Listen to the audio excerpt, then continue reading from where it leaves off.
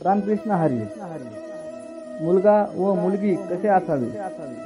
मुलगा निर्व्यसनी, सुशिक्षित, 4 पैसे कमावणारा, राहण्यासाठी घरदार असावे, दारू पिणारा नसावा, पत्ते जुगार खेळणारा नसावा, गुटखा खाणारा नसावा, आई वडील संस्कारी असावे, मुलीला कपडा लत्ता आणून देणारा परिवार असावा, सुनेला सुख दुःख जाणणारे असावे, घरातील सासू सासरे नणंद जावा इतर मंडळीकडून मानसिक त्रास देणारे व बिनविचारी नसावे, त्या मुलीला 2-3 वेळेचे जेवण वेळेवर देणारा परिवार असावा, फक्त पैसा नोकरी किंवा शेतकरी शेती असून उपयोग नाही.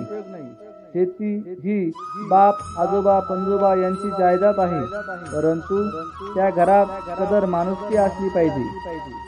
वडिलोपार्जित शेती विकून बर्बाद करणारी नसावी किंवा कंपनीत नोकरी आहे सांगून लग्नाला काही काळ झाला की गावाकडे घरी येऊन बसणारा मुलगा फसवणूक करणारी नसावी.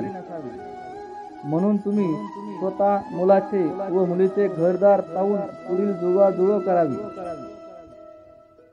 परंतु कुणामध्ये आडफाटा घालू नका, चोरीक मोडायचे काम करू नका, कुणाचं जोडायचे बघा. आणि मुलगी सुशिक्षित असावी, सर्व जेवण करता येणारी असावी, चांगले संस्कारी असावी, दिवसभर मोबाईल चॅटिंग करत किंवा बोलत बसणारी नसावी,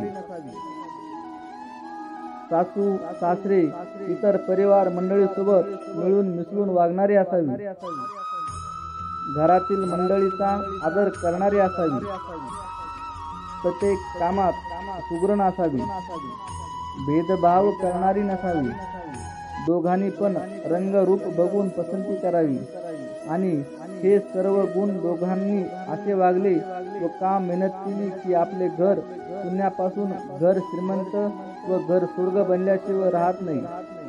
याला संस्कार म्हणतात. ज्याला हे कळले त्यांना मुली मुलांचे नाते जुळवणे कळले.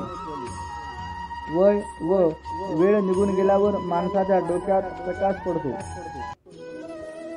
जवळपास सोडून दूरवर भटकत फिरतो. आता नोकरीवाला पण शेती असणारे मुले मिळतील ही अपेक्षा ठेवू नका. आपल्या घरातील मुलांना सरकारी नोकरी किंवा शेती आहे काय हे पण आत्मपरीक्षण करावे. आपला समाज अल्प दुर्मिळ आहे याचा विचार केला पाहिजे,